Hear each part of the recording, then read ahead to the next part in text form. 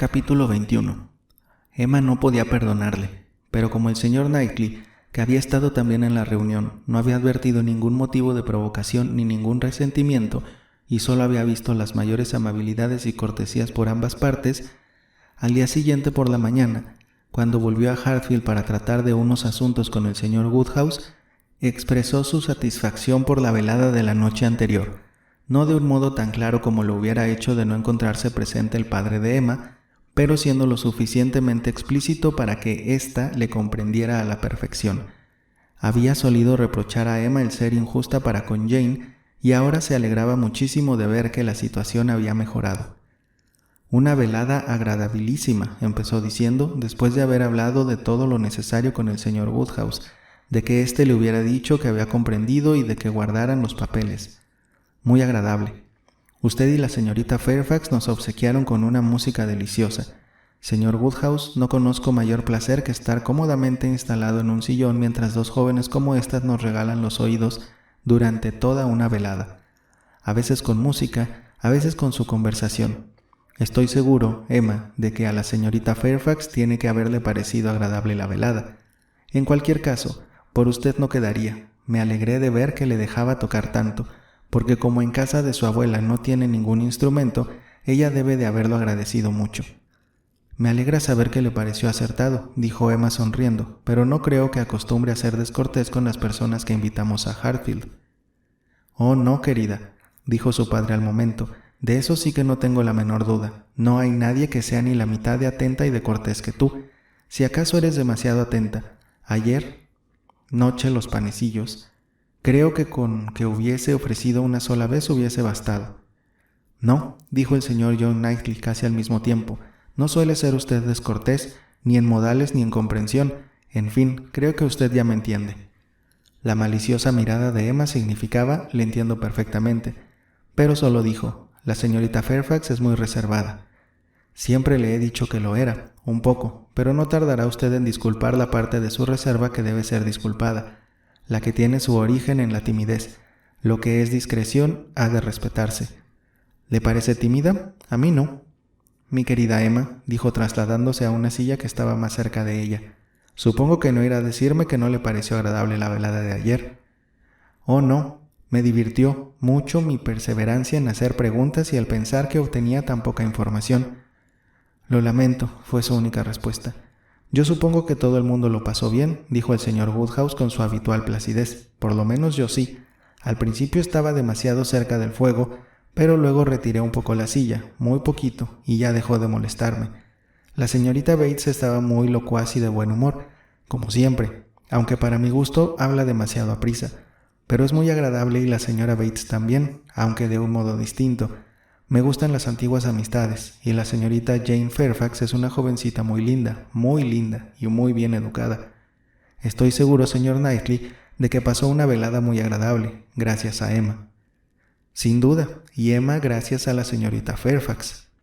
Emma advirtió el tono de inquietud del señor Knightley y deseando tranquilizarle, al menos por entonces, dijo con una sinceridad de la que nadie se hubiera atrevido a dudar: «Es una muchacha elegantísima, de la que una casi no puede apartar los ojos. Yo no me cansaba de contemplarla con verdadera admiración y también compadeciéndola con toda mi alma». El señor Knightley dio la impresión de sentir más gratitud de la que quería aparentar, y antes de que pudiera responder, el señor Woodhouse, que seguía pensando en las Bates, dijo: «Qué lástima que sus medios sean tan escasos. La verdad es que me dan mucha pena, y muchas veces he querido hacerles algún regalo, algo pequeño, sin gran importancia, pero de lo que no hay corrientemente. Pero es tan poco lo que uno puede arriesgarse a hacer. Ahora hemos matado un cerdo, y Emma piensa enviarles lomo o un jamón. Es un regalo de poco valor, pero exquisito. Los cerdos de Hartfield no pueden compararse con ningún otro, pero, a pesar de todo, es cerdo. Y mi querida Emma, si no podemos estar seguros de que van a cortarlo en tajadas, bien fritas, como las freímos nosotros, quitando toda la grasa y sin asarlo, porque no hay estómago que resista el cerdo asado, me parece que sería mejor que les enviáramos jamón, ¿no crees, querida?»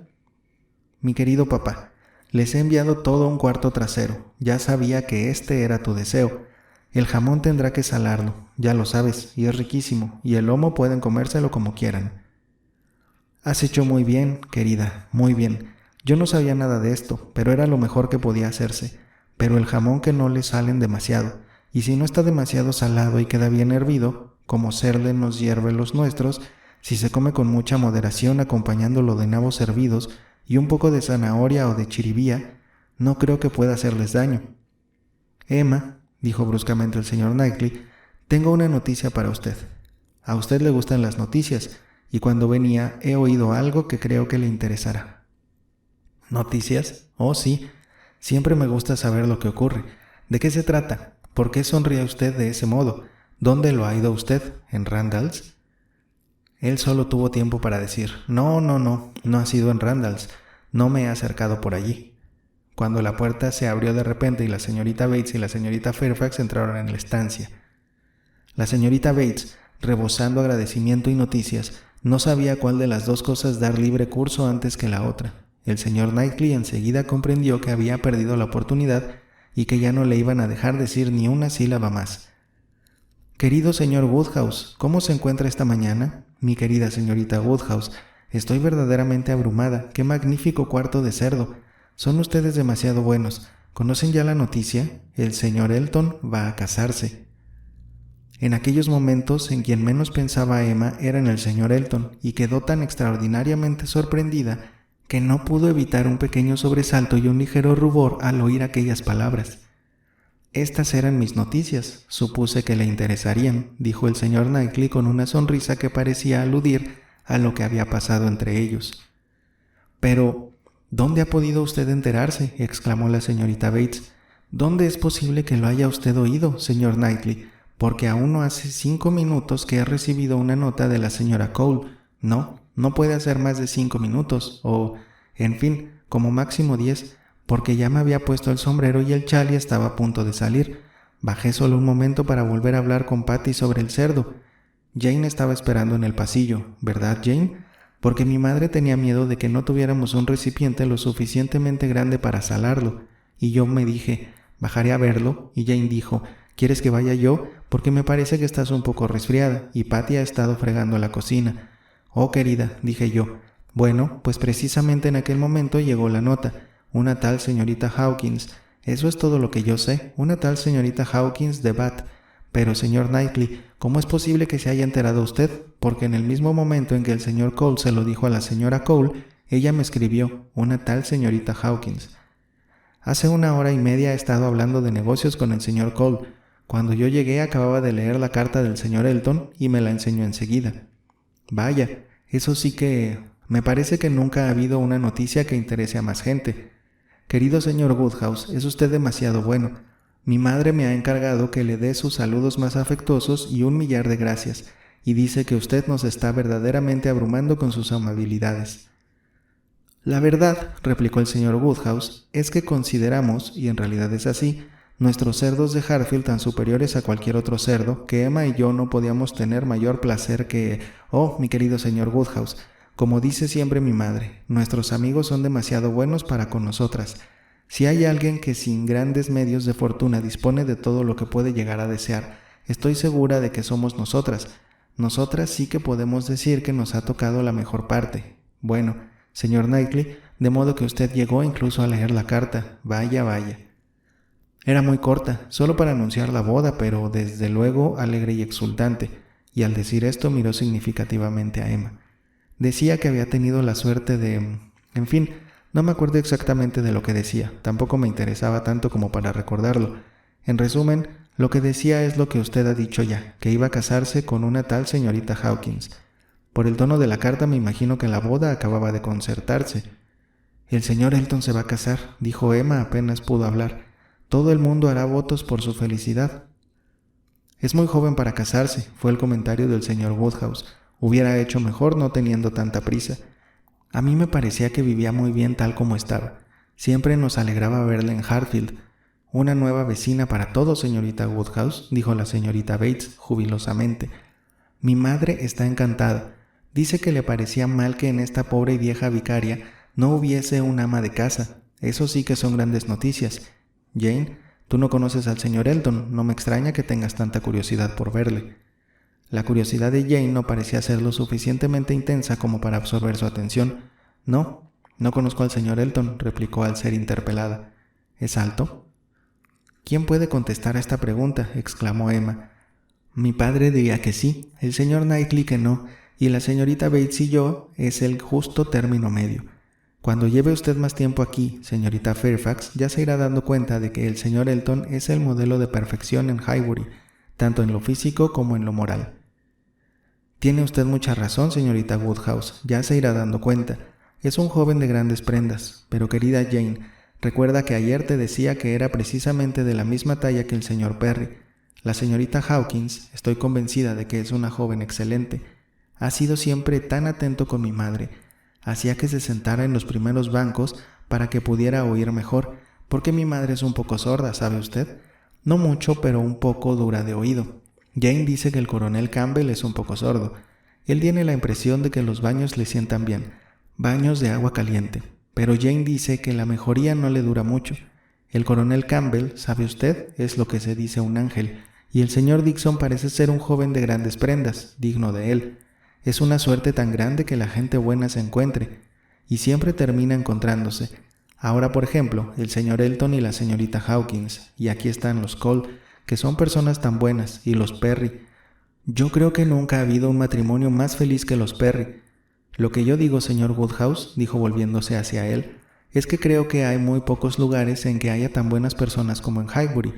Yo siempre digo que tenemos mucha suerte de tener vecinos como estos.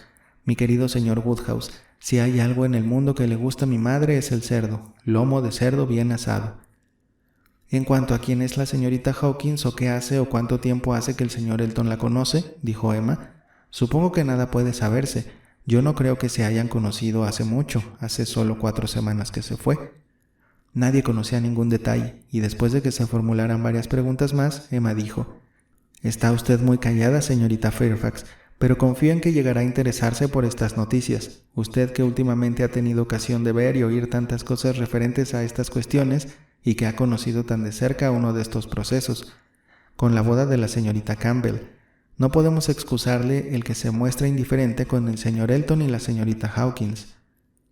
«Cuando conozca al señor Elton», replicó Jane, «estoy convencida de que me interesaré por su caso, pero me parece que para ello es indispensable que antes le conozca, y como hace ya varios meses que la señorita Campbell se casó, tal vez las impresiones de entonces se han borrado bastante». «Sí, hace exactamente 4 semanas que se fue, como usted muy bien dice, señorita Woodhouse», dijo la señorita Bates. «Ayer hizo 4 semanas, una tal señorita Hawkins, no sé. Yo siempre me había imaginado que se casaría con alguna joven de estos alrededores. No es que yo nunca... Pero una vez la señora Cole me confesó en secreto, pero yo inmediatamente le dije no, el señor Elton es un joven que merece algo más. Pero, en resumidas cuentas, yo no me creo excesivamente lista para descubrir esas cosas. Tampoco pretendo serlo. Veo lo que tengo delante de los ojos. Por otra parte, nadie hubiera podido extrañarse de que el señor Elton aspirara a... La señorita Woodhouse me deja charlar. No se enfada, ¿verdad? Ya sabe que por nada del mundo quisiera ofender a nadie. ¿Cómo está la señorita Smith? Parece que ya se encuentra bien del todo, ¿no? ¿Ha tenido noticias recientes de la señora de John Knightley? Oh, tiene unos niños tan preciosos. Jane, ¿sabes que siempre me imagino al señor Dixon como al señor John Knightley? Me refiero al aspecto físico, alto y con aquella manera de mirar y no muy hablador. Pues te equivocas del todo, querida tía. No se parecen en nada. Ah, ¿no? Qué cosa más singular. Claro que nunca puede formarse una idea exacta de nadie antes de conocerle. Nos imaginamos una cosa y luego no hay quien nos la saque de la cabeza. Tú decías que el señor Dixon no es precisamente muy guapo. ¿Guapo? Oh, no, ni muchísimo menos. Ya te dije que era un hombre más bien corriente. Querida, tú dijiste que la señorita Campbell no quería admitir que fuese un hombre más bien corriente y que fuiste tú. Oh, en cuanto a mí, mi opinión no tiene ningún valor. Cuando siento aprecio por una persona siempre creo que es bien parecida. Cuando dije que no era excesivamente apuesto no hacía más que repetir lo que supongo que piensa la mayoría.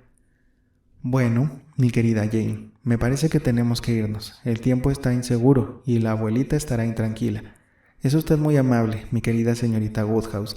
Pero de veras que tenemos que irnos ya. Vaya, eso sí que han sido noticias agradables. Pasaré un momento por casa de la señora Cole para estar solo 2 o 3 minutos. Y tú, Jane, sería mejor que fueras directamente a casa. No quisiera que te pillara un chaparrón. Sí, será una gran cosa para Highbury.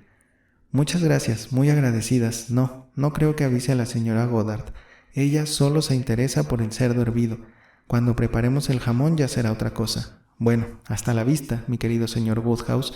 Oh, y el señor Knightley también viene. Oh, es usted tan amable.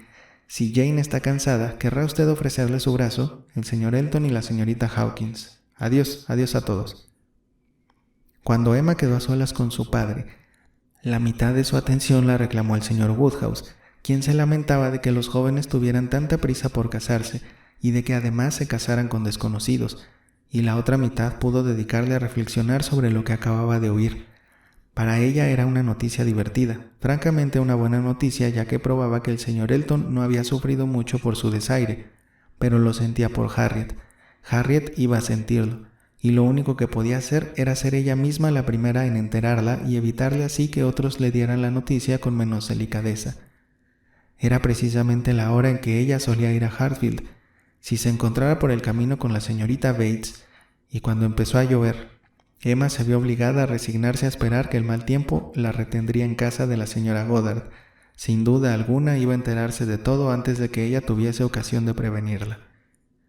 El aguacero fue intenso, pero no duró mucho, y apenas hacía 5 minutos que había terminado cuando llegó Harriet inquieta y acalorada por venir corriendo con el corazón angustiado. Y la primera frase que brotó de sus labios mostraba con toda evidencia la turbación de su ánimo. «Oh, Emma, ¿te imaginas lo que ha ocurrido?» Emma se dio cuenta de que el mal ya estaba hecho, y de que lo mejor que podía hacer por su amiga era escucharla, y así Harriet pudo contar sin obstáculos todo lo que llevaba dentro. Hace una media hora que he salido de casa de la señora Goddard. Tenía miedo de que lloviera y parecía que iba a empezar a llover de un momento a otro, pero he pensado que aún me daría tiempo de llegar a Hartfield, y he venido todo lo deprisa que he podido.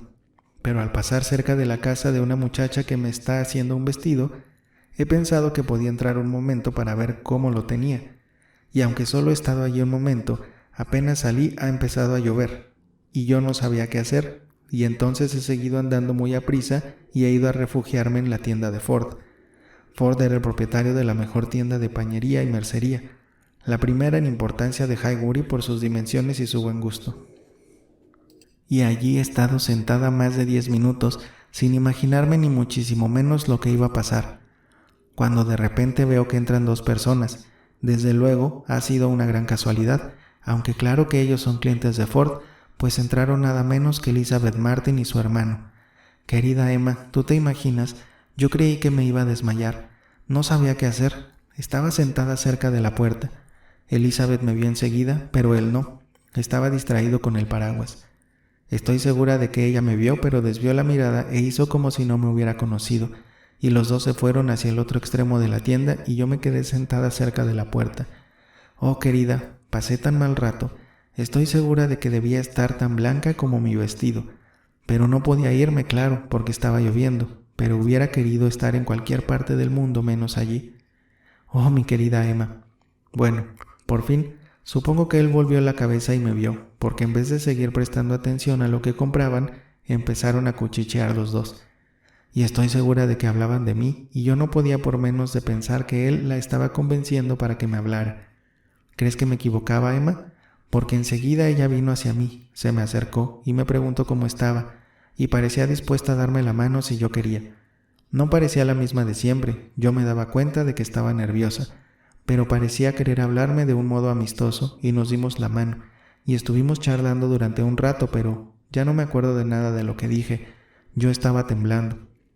Recuerdo que ella dijo que sentía mucho que ahora no nos viéramos nunca, lo cual a mí casi me pareció demasiado amable por su parte. Querida Emma, me sentía tan mal, y entonces empezó a aclararse el tiempo, y yo pensé que nada me impedía el irme, pero entonces, imagínate, vi que él se dirigía hacia nosotras, muy despacio, ¿sabes? Como si no supiera muy bien lo que tenía que hacer, y se nos acercó y me habló, y yo le contesté. Y así estuvimos un minuto, poco más o menos, y yo me sentía tan apurada. Oh, no puedes hacerte idea. Y entonces me armé de valor y dije que ya no llovía y que tenía que irme, y me fui. y cuando estaba en la calle y aún no habían dado ni 3 yardas desde la puerta, cuando él vino tras de mí solo para decirme que si iba a Hartfield, él creía que iría mucho mejor dando la vuelta por las cuadras del señor Cole, porque si seguía el camino más directo lo encontraría todo encharcado. Oh, querida, yo creí que me moría, de modo que le dije que le agradecía mucho el interés. Ya ves, no podía decirle menos, y entonces él volvió con Elizabeth, y yo di la vuelta por las cuadras. Bueno, me parece que sí que fui por allí, pero ahora te aseguro que ya casi no sé por dónde iba ni lo que hacía. Oh, Emma, hubiera dado cualquier cosa para que eso no me ocurriera, y a pesar de todo, ¿sabes? Me dio alegría ver que se portaba de un modo tan cortés y tan atento, y Elizabeth también. Oh, Emma, dime algo, te lo ruego, tranquilízame un poco. Emma no hubiera deseado otra cosa, pero en aquellos momentos no estaba en sus manos el conseguirlo. Se vio obligada a hacer una pausa y a reflexionar. Ella también se sentía desazonada. El proceder del joven y de su hermana parecían responder a unos sentimientos sinceros, y Emma no podía sino compadecerles. Tal como lo describía Harriet, en su modo de actuar había habido una curiosa mezcla de afecto herido y de auténtica delicadeza. Pero es que antes de entonces ella siempre les había considerado como personas dignas y de buen corazón. Pero eso no tenía nada que ver con el que emparentar con ellos no fuese lo más recomendable. Era una tontería preocuparse por aquellas cosas. Por supuesto, él debía de sentir haberla perdido. Todos debían de sentirlo. Probablemente para ellos era un doble fracaso de la ambición y del amor. Todos debían de haber confiado en elevarse de rango social gracias a las amistades de Harriet. Y por otra parte, ¿qué valor podía darse a la descripción de Harriet? Ella que era tan fácil de complacer, de tan poco criterio, ¿qué valor podía tener un elogio suyo? Emma hizo un esfuerzo por dominarse e intentó consolarla, haciéndole ver que todo lo que había pasado no tenía ninguna importancia y que no valía la pena que se preocupara por ello. Han tenido que ser unos momentos desagradables, dijo, pero parece que tú te has portado muy bien. Ahora todo ha terminado, y como un primer encuentro no puede volver a repetirse, no tienes por qué pensar más en eso. Harriet dijo que Emma tenía razón, y que no volvería a pensar en aquello, pero siguió hablando de lo mismo. No podía hablar de otra cosa, y por fin Emma, con objeto de sacarle a Luz Martin de la cabeza, se vio obligada a recurrir a las noticias que antes se había propuesto comunicarle con tantas precauciones y tanta delicadeza. Casi sin saber si tenía que alegrarse o indignarse, si avergonzarse o tomárselo a broma, visto el estado de ánimo de la pobre Harriet, para quien el señor Elton parecía haber perdido ya todo interés. Sin embargo, poco a poco el señor Elton volvió a adquirir importancia, quizá no tanta como le concedía el día anterior o tan solo una hora antes, pero volvió a interesarse por él, y antes de que terminara aquella conversación, Harriet había expresado todas las sensaciones de curiosidad, de asombro, de pesar, de pena y de ilusión acerca de aquella afortunada señorita Hawkins que en su imaginación había vuelto a relegar a un lugar secundario a los Martin. Emma llegó a sentirse casi satisfecha de que se hubiera producido aquel encuentro, ya que había servido para amortiguar el primer golpe sin producir ninguna influencia alarmante. Con el género de vida que llevaba ahora Harriet, los Martin no podían llegar hasta ella de no ser que fueran a buscarla exprofeso, a donde no querrían ir por falta de valor y de condescendencia, porque desde que ella había rechazado al señor Martin, sus hermanas no habían vuelto a poner los pies en casa de la señora Goddard, y así era posible que pasase todo un año sin que volvieran a coincidir en algún sitio, careciendo pues de la necesidad y de la posibilidad incluso de hablarse.